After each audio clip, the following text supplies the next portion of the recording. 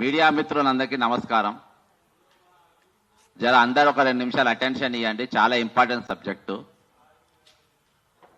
ఇది. ఒకవేళ అంటే గుండెలు అదిరిపోయే సబ్జెక్టు, తెలంగాణ యొక్క కింద నేల కదిలే సబ్జెక్ట్ ఇది. తెలంగాణను కేంద్ర పాలిత ప్రాంతంగా చేయడానికి జరుగుతున్న భారీ కుట్ర మీద సబ్జెక్ట్ ఇది. తెలంగాణ తలను కొట్టేసే సబ్జెక్టు, తెలంగాణ మొండాన్ని తీసేసే సబ్జెక్టు, మొండం లేని తెలంగాణ చేయబోయే సబ్జెక్టు. ఇందులో భారీ కుట్ర జరుగుతుంది. ఈ భారీ కుట్రలో ఈ ముగ్గురు త్రిమూర్తులు ఉన్నారు. అలా కీలక పాత్ర చంద్రబాబు నాయుడు గారిది. చంద్రబాబు నాయుడు గారి సహకారం ప్రధానమంత్రి నరేంద్ర మోడీ, రేవంత్ రెడ్డి గారిది. మీరు ఒక రిమైండ్ చేసుకోవాలి. ఏం రిమైండ్ చేసుకోవాలంటే 1/12/2023 ఇదే ప్రెస్ క్లబ్లా, అక్కడ ఏసీ హాల్లా నేను ప్రెస్ మీట్ పెట్టి కొన్ని సబ్జెక్ట్ చెప్పడం జరిగింది. దాని కనెక్టివిటీ ఈరోజు అవన్నీ కూడా జరగబోతున్నాయి. రేవంత్ రెడ్డిని ముఖ్యమంత్రి చేయబోతున్నానంటే, చంద్రబాబు నాయుడు ముఖ్యమంత్రి చేయబోతున్నట్టే అన్ని ఎన్నికలను తెల్లారి కౌంటింగ్ కాకముందు నేను హెచ్చరించిన. ఈరోజు అది జరగబోతుంది. ముఖ్యంగా నేను గత కొన్ని రోజులుగా రిటైర్మెంట్ ఎంప్లాయీస్ యొక్క బెనిఫిట్స్ కోసం రెండు నెలలకెళ్ళి నేను పోరాటం చేస్తున్నా. అయితే ఈ రిటైర్మెంట్ బెనిఫిట్స్ ఈ భారత రాజ్యాంగంలో మరి కంపల్సరీ ఖర్చు పెట్టాల్సిన పైసలు, అంటే కమిటెడ్ ఎక్స్పెండిచర్ కిందికి వస్తుంది.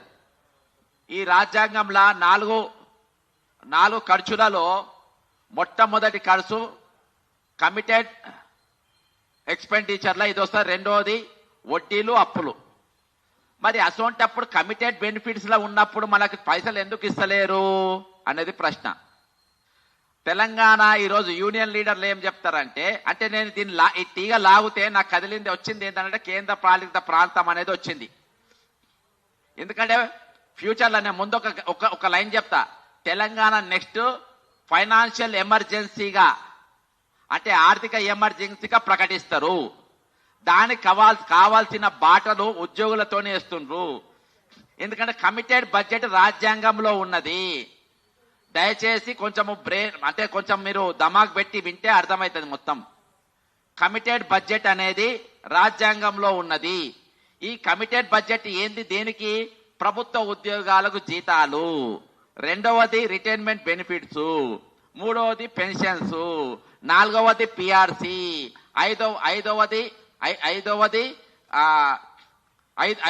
ఇందులో ఐదవది వచ్చి మన ఏది రిటైర్మెంట్ బెనిఫిట్స్, డిఏలు. అయితే ఈరోజు భారతదేశంలో 95% రాష్ట్రాలు ఇంక్లూడింగ్ మధ్యప్రదేశ్, ఛత్తీస్గఢ్, జార్ఖండ్ ప్రతి రాష్ట్రం కూడా 55% డిఆర్సి ఆల్రెడీ ఇచ్చేసింది. కానీ ఏది డిఏలు ఇచ్చేసింది, పిఆర్సి ఇచ్చింది. కానీ ఇవాళ వాళ్ళకి తెలంగాణ ఎందుకు పిఆర్సి ఇయ్యలే? తెలంగాణ ఏ పునాదుల మీద తెలంగాణ ఏర్పడ్డది? మిగులు బడ్జెట్తో ఏర్పడ్డది. 16,000 మిగులు బడ్జెట్తో ఏర్పడ్డది. ధనిక రాష్ట్రం పేరుతో ఏర్పడ్డది. కానీ మా ధనిక రాష్ట్రం కానీ మనం దోసుకపోతుండ్రాను కాబట్టి ఏర్పడ్డది. ఇక్కడ కట్ చేద్దాం. ఇక్కడ చంద్రబాబు నాయుడు కుట్ర, రేవంత్ రెడ్డి గారి కుట్ర, వీళ్ళకి సహకారం నరేంద్ర మోడీ గారిది ఏ విధంగా ఉందనంటే, ఈరోజు రేవంత్ రెడ్డి మీరు ఓటుకు యాక్చువల్గా మన ఈ హైదరాబాదు 2 రాష్ట్రాలకు 10 సంవత్సరాల ఉమ్మడి రాజధాని. మరి ఉమ్మడి రాజధాని ఉన్నప్పుడు సంవత్సరం నరకే చంద్రబాబు ఎందుకు మరి ఇక్కడ అన్ని ప్యాక్ చేసుకొని ఆంధ్రాకి వెళ్ళిపోయిండు? 10 సంవత్సరాలు ఎందుకు వాడుకునే ప్రయత్నం చేయలేదు? ఇదొక పాయింట్. ఎందుకు చేయలేదంటే ఓటుకు నోటుల రెండవ ముద్దాయి చంద్రబాబు నాయుడు. దాన్ని అడ్డం పెట్టి A1గా రేవంత్ రెడ్డి చంద్రబాబు నాయుడు బ్లాక్ మెయిల్ చేసుకుంటా వచ్చిండు. ఈ తెలంగాణ టీడీపీ నాకు వదిలేయమని. అప్పుడు ఎవరైతే మొన్నటిదాకా ఉపరాష్ట్రపతిగా ఉన్నాడో వెంకయ్య నాయుడు గారు, ఇవన్నీ చెప్తున్నా గుండెలు అదిరిపోయే వాస్తవాలు చెప్తున్నా. వెంకయ్య నాయుడు గారు మధ్యవర్తిత్వం వహించి ఇక ఈ హైదరాబాద్ నీకు అవసరం, ఈ సబ్జెక్ట్ క్లోజ్ చేద్దాము, ఓటుకు నోటు పేర్లు అయిన పేరు తీయద్దు అని మాట్లాడినప్పుడు మరి కేసీఆర్ గారు పెట్టిన ఏకైక డిమాండ్ హైదరాబాద్ వదిలేసి వెళ్ళిపోవాలి. ఇక ఆంధ్రాకు 10 సంవత్సరాలు జాంతానై నువ్వు హైదరాబాద్ ముందే వెళ్ళిపోవాలి, అప్పుడు దాని గురించి మాట్లాడదామని జరిగిన ఒప్పందంలా చంద్రబాబు నాయుడు ఇక ఇక్కడ ప్యాక్ చేసుకొని హైదరాబాద్ మన ఆంధ్రాకి వెళ్ళిపోయిన అమరావతి పెట్టుకొని ఇక దీని గురించి మాట్లాడలే. ఇక అది అక్కస్సు పెట్టుకున్న చంద్రబాబు నాయుడు ఇప్పుడు రెండోసారి ముఖ్యమంత్రి అయిన తర్వాత కేసీఆర్ ఇక్కడ ముఖ్యమంత్రి లేడీగా ఓడిపోయిండు. ఈ రోజు నా శిష్యుడు ఈ రోజు రేవంత్ రెడ్డి తెలంగాణ ముఖ్యమంత్రి అయిండు. కాబట్టి దీన్ని ఇక ఎట్లయినా హైదరాబాద్ మీద పగ తీర్చుకోవాలి, హైదరాబాద్ తెలంగాణ వాళ్ళకు హైదరాబాద్ లేకుండా చేయాలి అని ఒక అక్కస్సు పెట్టుకొని తెలంగాణ మీద ఒక పగ పెట్టుకొని ఈ రోజు పగ సాధిస్తా ఉన్నాడు. దీనికి మొట్టమొదటి స్టెప్ హైదరాబాద్ మీద 144 సెక్షన్. రేవంత్ రెడ్డి మన ఎవరు చంద్రబాబు నాయుడు ముఖ్యమంత్రి కాగానే హైదరాబాద్ మీద 144 సెక్షన్ పెట్టిండు. 144 సెక్షన్ ఎన్ని రోజులు పెట్టిండు? 1 మంత్ వేరే పెట్టి. ఎవరు పెట్టిండ్రు? సివి ఆనంద్ గారు పెట్టిండ్రు. సివి ఆనంద్ గారు ఎందుకు పెట్టిండ్రు హైదరాబాద్ మీద 144 సెక్షన్? ఇవాళ ఇగో ఇది సివి ఆనంద్ గారు సంతకంతో ఉన్నది జివో కాపీది. 144 సెక్షన్ పెట్టిండ్రు. ఎప్పటికెళ్ళి పెట్టిండ్రో చెప్తా. 27/10/2024 కెళ్ళి మొదలుపెట్టి 28/11/2024 అంటే 2 రోజుల పాటు హైదరాబాద్ మీద దీని మీద ఈ రోజు ఏం పెట్టిండ్రు? 144 సెక్షన్ పెట్టిండ్రు. మరి హైదరాబాద్ సికింద్రాబాద్ ఎంపీ ఎవరు? అసదుద్దీన్ ఓవైసీ, ఇంకోటి కిషన్ రెడ్డి గారు, ఆయన ఎవరు? కేంద్ర మంత్రి గారు. మరి వీరిద్దరు 144 సెక్షన్ నా పార్లమెంట్ లో ఎందుకు పెట్టిండ్రు? నా పార్లమెంట్ లో ఇప్పటి వరకు ఎటువంటి అసాంఘిక శక్తులు జరగలేదు, ఎటువంటి హిందూ ముస్లిం గొడవలు జరగలేదు, ఎటువంటి రయాట్స్ జరగలేదు. అయినా కానీ 144 సెక్షన్ ఎందుకు పెట్టిండ్రు సివి ఆనంద్ గారు అని అంటే ఇందులో ఇక్కడ శాంతి భద్రతలను దెబ్బతినిపోయినాయి. అప్పుడు లోకేష్ గారు ఇప్పుడున్నటువంటి మంత్రి ఎక్కడున్నట్టే అప్పుడు ఐటీ మంత్రి, ఇండస్ట్రియల్స్ మినిస్టర్ అమెరికాలో ఉన్నాడు. అమెరికాలో ఉండి తెలంగాణలో ఈ రోజు ఇది ఎక్కడ కూడా కనబడది, ఇది పబ్లిక్ డొమైన్ లో ఉండదు, ఎక్కడ కూడా ప్రెస్ మీట్ రిలీజ్ చేయరు. ఈ రోజు హైదరాబాద్ లో శాంతి భద్రత లేవనేది ఎక్కడ కూడా మాట్లాడరు. అన్ని సినిమాలు రిలీజ్ అవుతాయి, అంతటా జనం బ్రహ్మాండంగా తిరుగుతారు, మాల్స్ అన్ని కుల్లా అవుతాయి, మాల్స్ మొత్తం బ్రహ్మాండంగా ఉంటాయి. అయినా కానీ హైదరాబాద్ లో 144 సెక్షన్ పెట్టిండ్రు. ఎందుకు పెట్టిండ్రు? ఇంకా హైదరాబాద్ లో ఒక పెద్ద పులి హోమ్ మినిస్టర్, కేంద్ర హోంమంత్రిగా ఉన్నారు బండి సంజయ్ గారు, మరి ఆయన కూడా మాట్లాడారు. అంటే హైదరాబాద్ సికింద్రాబాద్ ఇద్దరు ఎంపీలు మాట్లాడారు, కేంద్ర హోంమంత్రిగా ఉన్నటువంటి బండి సంజయ్ గారు మాట్లాడారు. హైదరాబాద్ లో ఈరోజు శాంతి భద్రత లేవని 144 సెక్షన్ పెట్టి ఇది మొదటి స్టెప్. హైదరాబాద్ మీద మొదటి స్టెప్ పడ్డది. రెండవ స్టెప్ కమిటెడ్ ఎక్స్పెండిచర్. ఇంతకుముందు చెప్పినా కదా, ముందుకు వచ్చినా కదా, ఆ కమిటెడ్ ఎక్స్పెండిచర్ లో కమిటెడ్ జీతాలు బంద్ చేయాలి. ఎందుకంటే వీళ్ళకు రాజ్యాంగ భద్రత ఉంటది ఉద్యోగులకు. ఈ రోజు వీళ్ళ జీతాల గురించి ఎక్కడ ఉంటది అని అంటే నేను మీకు ఇంకొక డాక్యుమెంట్ చూపెడతా. ఇంకొక డాక్యుమెంట్ అది కాగ్ రిపోర్ట్ లో వచ్చింది. కాగ్ రిపోర్ట్ లో ఏమని వచ్చింది మీకు ప్రెస్ నోట్ లో కూడా పెట్టిన ఇలా. కాగ్ రిపోర్ట్ లో ఏమని వచ్చిందని అంటే ఈ రోజు ఇగో ఇది కాగ్ రిపోర్ట్. ఈ కాగ్ రిపోర్ట్ లో ఏముందనంటే 2024-25కు 16,842 కోట్ల రూపాయలు, 16,842 కోట్ల రూపాయలు రిటైర్డ్ బెనిఫిట్స్. అయితే ఈ సంవత్సరం 2025 సంవత్సరానికి ఇచ్చిన పైసలు 11,000 కోట్లు. మరి 2025 సంవత్సరాలు 11,000 కోట్లు, 2024 16,000 కోట్లు అని ఎందుకు అని అంటే 2016లో రిటైర్మెంట్ అయిన వాళ్ళు ఎక్కువ ఉండే. ఎందుకంటే కేసీఆర్ గారు ముఖ్యమంత్రిగా ఉన్నప్పుడు 3 సంవత్సరాలు వాళ్ళ సర్వీస్ పెంచిండ్రు కాబట్టి ఎక్కువ పెంచిండ్రు. ఈరోజు కాగ్ రిపోర్ట్ లో వాళ్ళ జీతాలు ఇచ్చేసిండ్రు, వాళ్ళ పెన్షన్లు ఇచ్చేసిండ్రు, అన్ని ఇచ్చేసిండ్రు. అయితే ఈరోజు ఒకటి లా అండ్ ఆర్డర్ సిచ్యుయేషన్, రెండవది తెలంగాణ ఈరోజు పిఆర్సీ ఇవ్వలేకపోతుంది, మూడవది డిఏలు ఇవ్వలేకపోతుంది, రిటైర్డ్ బెనిఫిట్స్ ఇవ్వలేకపోతుంది. ఇదిగో ఇది సాక్ష్యం. ఇప్పుడు ఏమైతుంది హైదరాబాద్ ఇంకోటి ఏం జరుగుతుంది ఈరోజు కేంద్రంలో జరిగే సెకండ్ పాయింట్ ఏం పెడతారంటే హైదరాబాద్ అంటే తెలంగాణలో ఈరోజు ఆర్థికంగా దెబ్బపడి ఉన్నది, జీతాలు ఇచ్చే పరిస్థితి లేదు, ఇవాళ పిఆర్సీ ఇచ్చే పరిస్థితి లేదు, రాష్ట్ర రిటైర్మెంట్ ఎంప్లాయీస్ పైసలు కూడా ఈరోజు ఇచ్చే పరిస్థితి లేదు అని చెప్పేసి ఈరోజు ఎకనామికల్ ఎమర్జెన్సీ అంటే ఫైనాన్షియల్ ఎమర్జెన్సీ ప్రకటిస్తారు. నంబర్ 1 శాంతి భద్రతలు లేవు. నంబర్ 2 రెండోది ఏం చేస్తారంటే ఫైనాన్షియల్ ఎక్స్పెండిచర్ అనేది ఈ రోజు లేదు, అక్కడ ఫైనాన్షియల్ ఎమర్జెన్సీ ప్రకటిస్తారు. మూడోది. 4వ దెబ్బ ఎవరి మీద కొట్టిందంటే పోలీసు వాళ్ళ మీద కొట్టిండ్రు. ఇంకో ఇది పోలీసు వాళ్ళది. పోలీసు వాళ్ళను ఏ విధంగా వాళ్ళ మనస్థైర్యం దిగజార్చిందంటే ఈ రోజు వీళ్ళ పైసలన్నీ కూడా ప్రతి నెల వాళ్ళ జీతంలోకి వెళ్ళి ఆరోగ్య భద్రత కోసం పైసలు కట్ చేసుకుంటారు. ఇగో ఇది సర్క్యులర్, ఇది మొన్న వాళ్ళ డిఎస్పీ వెల్ఫేర్ ఖండించడు దీన్ని. కానీ ఇవాళ మీరు ఏ పోలీసులైనా అడగండి, నీకు యశోదల ట్రీట్మెంట్ దొరుకుతుందా, అపోలోలో ట్రీట్మెంట్ దొరుకుతుందా, నీకు వేదిక కిమ్స్ లో కీప్ వాళ్ళ ట్రీట్మెంట్ ఉండదు. వాళ్ళు ఉస్మానియా పోవాలి, లేకుంటే మన ఏది గాంధీ దవాఖానకు నిమ్స్ దవాఖానకు పోవాలని ఇగో బాజాప్తా జీవో ఉన్నది. ఇది సర్క్యులర్, పోలీస్ జీవో సర్క్యులర్. ఇగో పక్కన వాళ్ళ సంతకాలు ఉంటాయి, చిన్న చిన్న సంతకాలతో వాళ్ళది ఉంటుంది. అది ఖండించిన కాబట్టి ఇది వాస్తవం. ఇక ఐదవది ఇగో ఇది తెలంగాణ ఈ రోజు ఆర్థికంగా వెనుకబడ్డదే కదా. ఇగో తెలంగాణ యొక్క ఆర్థిక పరిస్థితి, తెలంగాణకు రాబడి మరియు ఎక్స్పెండిచర్. రాబడి ఎక్స్పెండిచర్ బోంగా మనం మిగిలేది ఎంత, ప్రతి నెల మిగిలేది ఎంత అంటే 30,000 కోట్ల పైసలు మిగులుతాయి. ఈ రోజు మన రాబడి ఇది అయిపోయినాక ఫోటో తీసుకోవచ్చు, నేను ఇళ్ళ కూడా పంపిస్తా. ఇందులో మన రాబడి 60,000 కోట్ల రూపాయలు, అంటే దాదాపు 90,000 కోట్ల రూపాయలు వస్తాయి. ఇందులో మనకు వచ్చేది tax revenue, goods and service tax, stamps and registration, land revenue, sales tax, state excise duties, state share of union taxes, other taxes, non tax revenue, grant aid, ఇవన్నీ వస్తాయి. మళ్ళా ఇందులో మనకు ఖర్చు అయ్యేది జీతాలకు, పెన్షన్లకు, సబ్సిడీలకు, శాలరీస్ కు, వీటికి ఖర్చు అవుతాయి. ఇక తక్కిన మొత్తం మిగిలేటి దాదాపు 30,000 కోట్ల రూపాయలు మిగులుతాయి ఇవన్నీ బొంగ. మరి మన రాష్ట్రం ఈరోజు ఫైనాన్షియల్ ఎమర్జెన్సీలు ఉందా అంటే ఈ 30,000 కోట్లలో కూడా ఫస్ట్ ఏం కట్టాలి? ఫస్ట్ జీతాలు ఇవ్వాలి, పెన్షన్లు ఇవ్వాలి, తర్వాత మన రిటైర్డ్ బెనిఫిట్స్ ఇవ్వాలి. అంటే కమిటెడ్ ఎక్స్పెండిచర్ మొత్తం కంప్లీట్ చేసిన తర్వాత మిగతా పైసలు ఏమైనా మిగిలితే అవి అప్పులు కట్టాలి. కానీ ఇక్కడ రేవంత్ రెడ్డి గారు ఏం చేస్తుండ్రు, బట్టి విక్రమార్క గారు ఏం చేస్తుండ్రు? బట్టి విక్రమార్క రేవంత్ రెడ్డి ఇద్దరు బిల్లా రంగాల లెక్క తయారైనరు.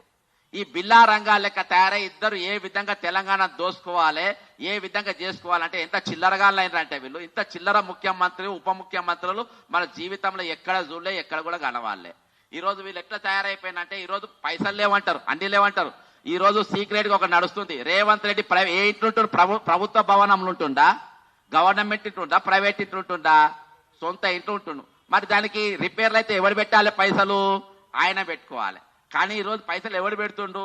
ప్రభుత్వ ఖజానాతోని ఆయన 3 కోట్ల రూపాయలు పెట్టారు, ఇల్లు రిపేర్ నడుస్తుంది. ఆల్రెడీ 1,45,00,000 రూపాయలు రిటైర్మెంట్ ఆ పైసలు ముట్టినాయి. మరి మీరు ఏ విధంగా ఈ రోజు వెనుకబడ్డది? ఈ రోజు మన ఫైనాన్స్ మినిస్టర్ గారు చాలా బీదోడు, కనీసం ఒక ఫంక్షన్ హాల్ తీసుకొని పెళ్లి చేసుకునే పరిస్థితి లేక ఈ రోజు ప్రగతి భవన్ లా ఆయన కొడుకుది ఎంగేజ్మెంట్ చేసిండు. పైసల ఖర్చు అంతా మనదే. మరి పైసలు ప్రభుత్వం ఆయన కొడుకు ఎంగేజ్మెంట్ కూడా ప్రజా ఖజానాకి వెళ్ళి పైసలు ఖర్చు పెట్టినప్పుడు మరి ప్రభుత్వ ఖజానా లాభమా నష్టమా? లాభమే కదా. మరి వీళ్ళ వేజెస్ ఎందుకు ఇవ్వవు? దీని వెనుక ఉన్న కుట్ర ఏంది? ఇక తెలంగాణ ఉద్యమ కాలం చాలా బిజీగా చేసారు. గతంలో తెలంగాణ ఉద్యమంలో ఉన్న వాళ్ళు కూడా ఇలా చాలా బిజీ సబ్జెక్ట్ దేని మీద పట్టుకున్నారు? ఈ రోజు ఈ యూనియన్ ఇవన్నీ జరుగుతున్నటువంటి విషయాలపైన మాట్లాడకుండా ఈ రోజు ఏ సబ్జెక్ట్ మీద పోయినరు? నంబర్ 1 మార్వాడి, నంబర్ 2 బాలసుబ్రహ్మణ్య విగ్రహం. డైవర్షన్ ఇది. ఇందులో ఒకలో ఇద్దరు వాళ్ళే లీకులు ఇస్తారు, మీరు దీనిపైన కొట్టాడుందని. పాపం మా వాళ్ళు నిజాయితీగాల్లో మా వాళ్ళు ఏమో వాళ్ళతో సూపర్ జస్ట్ వాళ్ళు కాదు. కానీ వీళ్ళు దేని మీద పడాలి? మార్వాడి ఉద్యమం మీద పడాలి. సెకండ్ బాలసుబ్రహ్మణ్యం మీద పడాలి. ఈరోజు కళాకారుని విగ్రహము ఇక్కడ కాదు, అమెరికాలో పెట్టవచ్చు, ఆస్ట్రేలియా పెట్టే, చైనాలో పెట్టవచ్చు. కానీ ఎక్కడ తప్పుదో పట్టించిండ్రు? ఈ పెద్ద స్కాముల మీద, ఈ తెలంగాణ పైన జరుగుతున్న కుట్రల పైన ఇది. ఇక ఈ కుట్రకు ఇప్పుడు హైదరాబాద్ యూనియన్ టెరిటరీ, మరి హైదరాబాద్ పైసలు మొత్తం మాకే రావాలి. హైదరాబాద్ పెరగాలి. ఎట్లా పెరగాలి? ఈ రోజు ఎక్కడెక్కడ పైసలు వస్తాయి? ఫ్యూచర్ లో హైదరాబాద్ దొరకకుంటే ఏం చేయాలనంటే ఈ రోజు నంబర్ 1 హైదరాబాద్ ఎక్స్టెన్షన్ చేయాలి. హైదరాబాద్ డివిజన్ పెంచిండ్రు, గ్రామ పంచాయతీలు మొత్తం కలుపుకున్నారు. 4th సిటీ వరకు వెళ్ళిపోయిండ్రు, ఫ్యూచర్ సిటీ వరకు వెళ్ళిపోయిండ్రు. రేవంత్ రెడ్డి గారు ఏమంటారు? బుల్లెట్ ట్రైన్ వేస్తా అన్నాడు. ఎక్కడికి వెళ్ళేస్తా అన్నాడు? బెంగళూరు, అమరావతి మరియు ఫ్యూచర్ సిటీ, దీన్ని కలిపేస్తా అన్నాడు. ఇక్కడ హైదరాబాద్ కు వాటా లేదు, గమనించండి. హైదరాబాద్ కు వస్తలేదు. హైదరాబాద్ కు బుల్లెట్ ట్రైన్ లేదు, ఎందుకంటే హైదరాబాదు తల నరకేసిండు, కొట్టేస్తుండ్రు కాబట్టి. ఈరోజు ఇంత భారీ కుట్ర నడుస్తా ఉంది సార్. ఆ ఫైల్ ఇయర్ అయితే ఇంత భారీ కుట్ర ఈరోజు తెలంగాణ పైన నడుస్తా ఉంది.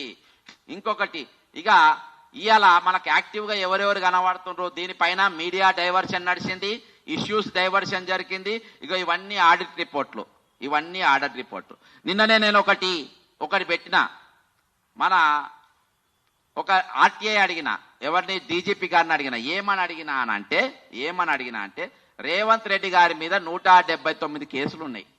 అందులో 32 చీటింగ్ అంటే సివియర్ కేసులు ఉన్నాయి, అంటే 7 సంవత్సరాల పైగా శిక్ష పడే కేసులు 34 ఉన్నాయి. 2 420 కేసులు ఉన్నాయి. ఈ విధంగా మొత్తము ఈ రోజు రాష్ట్రానికి ఉన్నది 420 ముఖ్యమంత్రి. అంటే ఈ రాష్ట్రానికి నేను ముఖ్యమంత్రిని, ఈ రాష్ట్రం నన్ను గుర్తుపెట్టుకోవాలి, భావి తరాల వాళ్ళు నన్ను గుర్తుపెట్టుకోవాలనే ఆలోచన ఒక క్రిమినల్కి ఎప్పుడు ఉండదు. ఈ క్రిమినల్కి ఏముంటది అంటే ఈ 420 కేసు కూడా ఉంది కాబట్టి చెప్తా. వీళ్ళకి ఏముంటది, ఇవాళ దోసుకోవాలి, దాటాలి, తెలంగాణ నమ్ముకోవాలి, దాటాలి, తెలంగాణ ఏమైనా పర్వాలేదు. ఈ రోజు భేదావులను మొత్తం నా దగ్గర గడిలే కట్టేసుకున్నా, ఉద్యోగ సంఘాలను ఈ గడిలే కట్టేసుకున్నా, వీళ్ళ తరపున మాట్లాడేటోళ్ళు ఎవరు లేడు. కాబట్టి ఇది రైట్ టైం. ఉద్యమకారులు లేరు.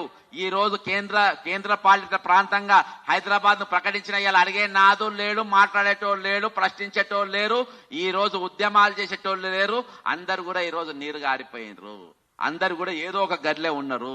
ఎందుకంటే ఈ రోజు సిండికేట్ నిర్ణయం, ఇది సిండికేట్ నిర్ణయం. ఇక మాట్లాడితే ఎవరు మాట్లాడాలి, కేసీఆర్ మాట్లాడాలి. దీనిపైన ఎవరు మాట్లాడాలి, కేసీఆర్. మరి కేసీఆర్ ఎట్లా బుక్ చేసిండ్రు, ఇలా అడికోర్ మాఫియా రంగంలో దిగుతుంది.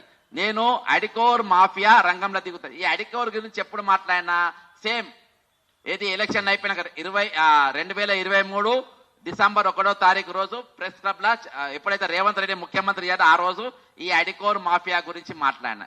ఈ అడికోర్ మాఫియాల 4 ఉంటారు. ఎవరెవరు ఉంటారు ఈ పార్ట్నర్షిప్, రేవంత్ రెడ్డి గారు, కల్వకుంట్ల కవిత, సూదిని సృజను, కవిత బినామీ అయిన విందుల మందులు అన్నట్టు ఆమె 4. ఇగో ఇది నా సాక్ష్యం, ఓకేనా, ఇది నా సాక్ష్యం. ఇలా కల్వకుంట్ల కవితనిగా ఇప్పుడు వదులుతారు. ఈమె ఏం చేస్తుంది అంటే కల్వకుంట్ల ఫ్యామిలీని మొత్తం డిస్టర్బ్ చేసుకుంటా కూర్చుంటది. కల్వకుంట్ల ఫ్యామిలీని బీఆర్ఎస్ డిస్టర్బ్ చేస్తుంది. ఎందుకు, వాళ్ళు యూనియన్ టెరిటరీ గురించి మాట్లాడద్దు, ఈ హైదరాబాద్ తలకాయ కొట్టేస్తుంటే వీళ్ళు మాట్లాడుతూ వాళ్ళు ఎంగేజ్ అయి ఉండాలి.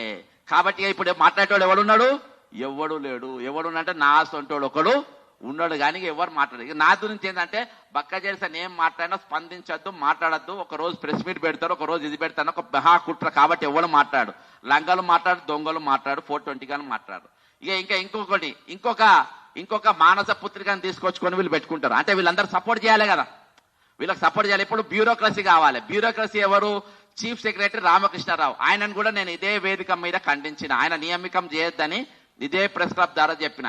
ఆయన రిటైర్మెంట్ అయిన 6 సంవత్సరాలు మళ్ళా పొడిగించారు. ఎందుకు చేసిందంటే ఆయన గతంలో కేసీఆర్ గారికి చాలా తప్పుడు సలహాలు ఇచ్చేసి తెలంగాణ ఏమేమి కుదబెట్టాలి, జైళ్లను కుదబెట్టించిండ్రు, నట్లు బోలర్లు గుడిపెట్టించిండ్రు, గోనె బస్తాలు కుదబెట్టించిండ్రు, అన్ని కూడా కుదబెట్టించిండ్రు. ఈ రోజు పాపం మన చీఫ్ సెక్రటరీ గారు ఎట్లయిందంటే డబుల్ బెడ్రూమ్ గరీబోళ్ళకి ఇల్లు ఎట్లిస్తారో ఆయన కూడా ఇల్లు లేకుంటే విల్లా నంబర్ 41 గ్రీన్ విల్లాస్ లా పుక్కట్ల ఒకటి ఇల్లు ఇచ్చిండు. పాపం ఆ ఇల్లు తీసుకున్నాడు. అంత బెగ్గరగాడు మన చీఫ్ సెక్రటరీ. ఎంత బెగ్గరగాడు అంటే ఇల్లు లేకుంటే ఒక దాని రిపేర్లు కూడా వేరే వాళ్ళు చేపిస్తుండ్రు పాపం, పైసలు లేకుంటే ఇల్లు కూడా ఇక్కడ విల్లా నంబర్ 41 గ్రీన్ విల్లాస్ మీరు రాసుకోండి, మీడియా వాళ్ళు పోయి చూడొచ్చు, అందులో లోపల ఉంటది. నాతో మధ్యవర్తులను పంపుతున్న, దయచేసి ఆ విల్లా గురించి మాట్లాడకుండా సార్ పేదోళ్ళని. ఇక ఇంకోటి పోతే ఫైనాన్స్ సెక్రటరీ సందీప్ కుమార్ సుల్తానియా, ఆయన ఇంకా పేదోడు. ఆయన ఎంత పేదోడు అంటే వాళ్ళ బిడ్డ పెళ్లి అవుతుంది. వాళ్ళ బిడ్డ పెళ్లికి సీఎం అంటే ప్రగతి భవన్ పక్కన ఉన్నటువంటి గెస్ట్ హౌస్ లో ఆయన భార్య ఇద్దరు కూర్చొని టీఆర్టీఎల్ అంటే పంచాయతీరాజ్ సెక్రటరీ ఉండే అందరికి ఫోన్లు చేసి నేను చాలా పేదోని, నా బిడ్డ పెళ్లి ఉంది, మీరు పెరుగు పచ్చడి పంపుండ్రి, మీరు ఐస్ క్రీమ్ పంపుండ్రి, మీ టెంట్ లేపియండ్రి, ఒకళ్ళేమో షామియానే, ఇట్లా అందరినీ పిచ్చం అడుక్కొని వాళ్ళ బిడ్డ పెళ్లి చేసుకుంటారు. ఇటువంటి బెగ్గర్ గాన్లు చీఫ్ సెక్రటరీగా, మరి ఈరోజు ఫైనాన్స్ సెక్రటరీగా, ముఖ్యమంత్రిగా, ఉప ముఖ్యమంత్రిగా ఈ 4 లఫంగాన్లు ఈ రాష్ట్రం మీద కూర్చొని ఈ రాష్ట్రాన్ని చంద్రబాబు నాయుడు చేతిలో పెట్టి ఈ రోజు బడాబాయ్ చోటాబాయ్ అని ఈరోజు నరేంద్ర మోడీ గారు వాళ్ళ మద్దతుగా ఉంటారు. దీనిపైన బీజేపీ వాళ్ళు ఎక్కడ కూడా మాట్లాడు. నేను చెప్పిన ఏ ఒక్క ఇష్యూ మీద బీజేపీ వాళ్ళు నోరు తెరవరు. ఎక్కడ కూడా ఇద్దరు కేంద్ర మంత్రుల వాళ్ళు నోరు తెరవరు. ఈ రోజు హైదరాబాద్ మీద 144 సెక్షన్ అని ఎందుకు పెట్టినని మీరు అడిగారు. ఈ రోజు కాగ్ రిపోర్ట్ లో బాజాప్తా రిటైర్మెంట్ పైసలు, పెన్షన్ పైసలు వచ్చినా కానీ మీరు ఎందుకు మాట్లాడినారు? ఈ రోజు బీజేపీ పాలిత రాష్ట్రాలలో కూడా మేము పిఆర్సీ ఇచ్చినాం. మా బీజేపీ పిఆర్సీ ఇచ్చింది. మేము మధ్యప్రదేశ్ లో పిఆర్సీ 55% ఇచ్చినాం, గోవాలో 55% ఇచ్చినాం, మేము ఛత్తీస్గఢ్ లో 55% ఇచ్చినాం, మేము ప్రతి దగ్గర 55% ఇచ్చినాం. మీరు గల్లా కొట్టి ఈ రోజు బండి సంజయ్ గాని, కిషన్ రెడ్డి గారి మా బీజేపీ రాష్ట్రాల్లో మేము ఇచ్చినాం. రేవంత్ నువ్వు ఎందుకు ఇస్తలేవని ఎందుకు సవాల్ చేస్తలేరు? ఎందుకంటే మీరు అందరు కలిసి ఈ రోజు ముందటికెళ్ళి వెనకకెళ్ళి తలా ఒక 100 పోట్లు పొడిచి ఈ రోజు తెలంగాణ జంపనికి మీరు అందరు కత్తులు అందిస్తున్నారు. కాబట్టి అనేకమైన ఇష్యూస్ ఈ రోజు మీ ముందుకు తీసుకొని వచ్చిన తెలంగాణ ప్రజలు ఆలోచించండి. ఈరోజు పార్టీలకు అతీతంగా మీరు ఆలోచన చేయాలి. మొండెం ఎగిరిపోయిన తెలంగాణ మనకు అవసరమా? తలకాయ ఎగరగొట్టిన తెలంగాణ మనకు అవసరమా? ఇయాడికి నా రాష్ట్రము, నా తెలంగాణ లాభంలోనే ఉన్నది. నా తెలంగాణను ఈరోజు ఫైనాన్షియల్ ఎమర్జెన్సీగా ప్రకటించే ప్రయత్నం చేస్తున్నారు. ఈ రోజు ఫ్యూచర్ సిటీ కాంట్రాక్టర్ ఎవడు? సీఎం రమేష్. రిత్విక్ కన్స్ట్రక్షన్స్ వాడు ఫ్యూచర్ సిటీ దగ్గర ఈరోజు కాంట్రాక్టర్ గా ఆయన ఉంటాడు. ఆయన ఎవరు? అమిత్ షాకు అత్యంత సన్నిహితుడు. కాబట్టి ఈరోజు మొత్తం ఈరోజు ఇదివరకు జాతీయ మీడియా అంటే నేషనల్ మీడియా, జాతీయ మీడియా ఈరోజు తెలంగాణతో లేదు. నా జాతీయ మీడియా లేదు, నా జాతి మీడియా లేదు. మరి అది ఏ జాతి అనేది మీరు అర్థం చేసుకోవాలి తెలంగాణ ప్రజలు. కాబట్టి ఈరోజు బీజేపీ కానీ, బీఆర్ఎస్ కానీ, కాంగ్రెస్ కానీ, ఎంఐఎం కానీ, సిపిఐ కానీ, సిపిఎం కానీ, మేధావులు కానీ, మీరు ప్రతి ఒక్క కార్యకర్త, ప్రతి ఒక్క ఎమ్మెల్యే, ప్రతి ఒక్క మంత్రి ఈరోజు మీరు తెలంగాణ ముఖ్యమా, మీకు మీ స్వార్థం ముఖ్యమా, మీ పార్టీ ఎజెండాలు ముఖ్యమా, ఈరోజు తెలంగాణ యొక్క భవిష్యత్తు మన ముఖ్యమా? వచ్చే తరాల కోసం మనం ఏమిద్దాం? తెలంగాణ ప్రజల కోసం వచ్చే తరాల కోసం మనం వాళ్ళ చేతిలో ఏం పెడదాం? ఈరోజు మొండెం లేని శరీరాన్ని పెడదామా, లేకుంటే తలకాయ ఉన్న తెలంగాణ మనం వచ్చే తరానికి మనకు అప్పచెప్దామా? ఈరోజు ఇది మామూలు సామాన్యమైన విషయం కాదు. ఈరోజు తెలంగాణ మంత్రులు మీరు రాజీనామా చేయాల్సిన అవసరం ఉంది. ఎమ్మెల్యేలు మీరు రాజీనామా చేయాల్సిన అవసరం ఉంది. తెలంగాణ ఉన్న ప్రతి పౌరుడు ఈరోజు బిగాల్సిన అవసరం ఉంది. ఈరోజు బాలసుబ్రహ్మణ్యం గారి విగ్రహం కాదు, మార్వాడితో మన పంచాయతీ కాదు. ఈ రోజు మన పంచాయతీ చంద్రబాబు నాయుడుతోని, బీజేపీ నాయకులతోని ఈరోజు తెలంగాణ కోవట్లుగా మారి తెలంగాణను ఈరోజు అస్థిరం చేసే ప్రయత్నాలు చేస్తున్న వారితోని ఈరోజు మన యుద్ధం జరగబోతుంది. ఈ తెలంగాణలో 4 కోట్ల మంది ఈరోజు మరొకసారి పిడికిలి బిగాల్సిన అవసరం ఉన్నది, పోరాటం చేయాల్సిన అవసరం ఉంది. ఈ రోజు మనతోని మేధావి లేరు, టార్చ్ బేరర్స్ లేరు, మనల్ని హెచ్చరించేటోళ్ళు లేరు, మనం నడిపించే నాయకులు లేరు, మనతో నిలబడే నాయకులు లేరు. ఈ రోజు అందరినీ చక్రవ్యూహంలో, చక్రబంధంలో ఈ రోజు కట్టేసి పడేసినారు. ఎవరు మాట్లాడే పరిస్థితి లేదు. అర్థం చేసుకోండి. కాబట్టి ఇది నేను రిటైర్మెంట్ ఎంప్లాయీస్ యొక్క తీగ లాగితే బయటికి వచ్చిన డొంక. వీళ్ళు మొత్తం గదిలేండ్రు. రేవంత్ రెడ్డి గారు ఏమన్నారు? మీరు అన్నీ నన్ను కోసిన రూపాయి వెళ్ళదు అన్నాడు. నన్ను కోసిన రూపాయి వెళ్ళను. రూపాయి కాదు, 60 కోట్ల రూపాయలు తీస్తా నేను. 60 కోట్ల రూపాయలు లాభం చూపెడతా. మాట్లాడే దమ్ముందా మీకు? కాబట్టి నేను డైవర్ట్ కావద్దని ఒకటే సబ్జెక్ట్ పట్టుకున్నా. నేను అన్నిటి కూడా ఇవాళ తెలంగాణ ప్రజలతోని, తెలంగాణ ఏదైతే మన మనోభావాలతోని ఈరోజు ఫుట్బాల్ ఆడుకునే పరిస్థితి వచ్చింది. కాబట్టి ఆలోచించండి. ఇది ప్రతి నాయకుడు, ప్రతి ఎమ్మెల్యే, ప్రతి ఎంపీ ఈరోజు మీరు రాజీనామా చేయాలి. తెలంగాణ ఉద్యమ బాట పట్టాలి, తెలంగాణ కాపాడుకోవాలి. లేకుంటే హైదరాబాద్ మన చేతిలో ఉండదు. ఈరోజు హైదరాబాద్ 40 కిలోమీటర్ల దూరంలోకి వెళ్ళిపోయింది. అదేది కూడా మనకు ఉండదు. మన చేతిలో ఏముండదు. అర్థం చేసుకోండి. జై తెలంగాణ, అమరవీరులకు జోహార్లు.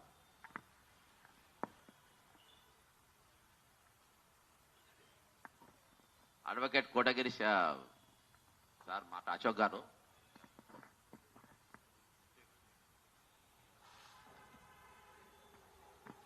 మీడియా మిత్రులు నమస్కారం. ఇప్పుడు జడ్సన్ గారు చెప్పినట్టు అంతా ఒమిషన్స్, కమిషన్స్ నడుస్తున్నాయి కేంద్ర రాష్ట్ర ప్రభుత్వాలు. ఇక్కడ తెలంగాణకు ఒరిగేది ఏంటి అంటే అప్పులు పుట్టట్లేదు, ఆఖరికి కనీసం పెన్షన్కి మేము డబ్బులు లేనని గత 6 నెలల నుంచి చెప్తున్నారు.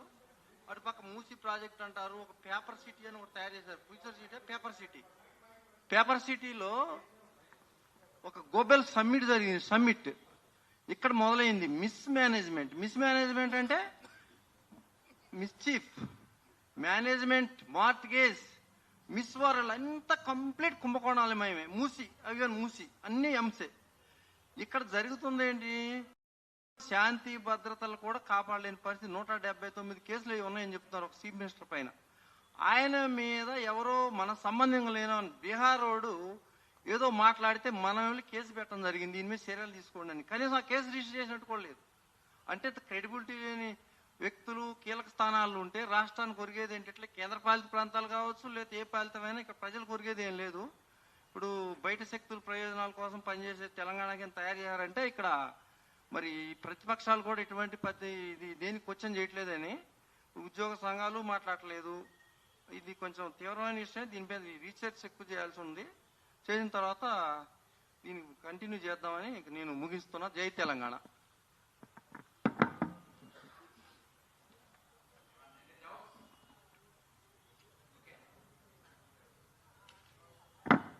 దీనిపైన మీకు బాగా డౌట్స్ రావాలి. డౌట్స్ లేవంటే మాత్రం మిమ్మల్ని కూడా అనుమానాలు వస్తుంది.